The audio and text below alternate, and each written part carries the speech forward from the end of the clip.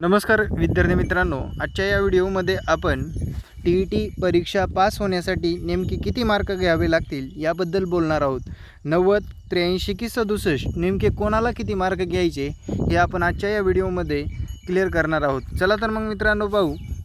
विद्यार्थी मित्रांनो, 150 मार्काच्या टी जे की जनरल कॅटेगरी असते त्या विद्यार्थ्याला 60% मार्क घेणं आवश्यक असतं, तो पात्र होतो आणि त्या विद्यार्थ्याला 150 पैकी 90 मार्क मिळवून टी पात्रता धारण करता येते।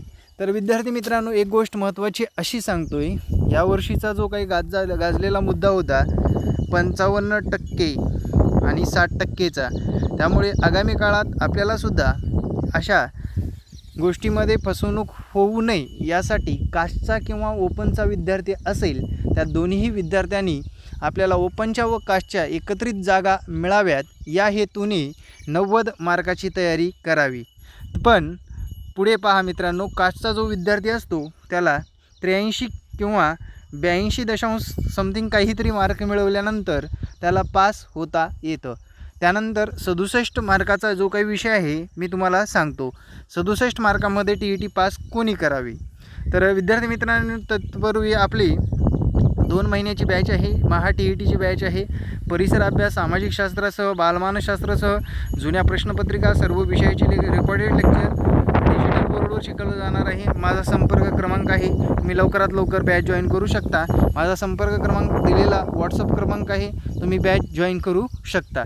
चला मित्रांनो, 67 मार्काचा विषय काय आहे? जे विद्यार्थी 67 मार्क घेऊनसुद्धा पास होता येतं, जे की माजी सैनिक आहेत, त्यांचं DED किंवा BEd कंप्लीट केलेलं आहे, माजी सैनिकाला रिक्त पदामध्ये संधी मिळवण्यासाठी टी धारण करणं आवश्यक असतं, त्यावेळेस त्यांना फक्त आणि फक्त 67 मार्काला टी पास करता येते। तर विद्यार्थी मित्रांनो, आपली कास्ट सांगावी आणि SC BC EWS OBC VJ ABCD NTC ABC सर्व कास्टसाठी टोटल मार्काच्या 150 मार्काच्या 83 मार्काला पासिंग मार्क आहेत। विद्यार्थी मित्रांनो, एक सांगू इच्छितो, शेवटी जाता टी परीक्षा एवढी हलक्यात घेऊ नका। 3.5% 4%ला अजून क्रॉस केलेलं नाही, त्यामुळे अभ्यासाचं नियोजन चांगल्या दर्जेदार मार्गदर्शनाखालीच केलात तर तुम्हाला आगामी काळामध्ये चांगल्या गुणांनी पास होता येणार आहे। आता आपण लाईव्ह येऊनसुद्धा बरेच व्हिडिओ बनवणार आहोत।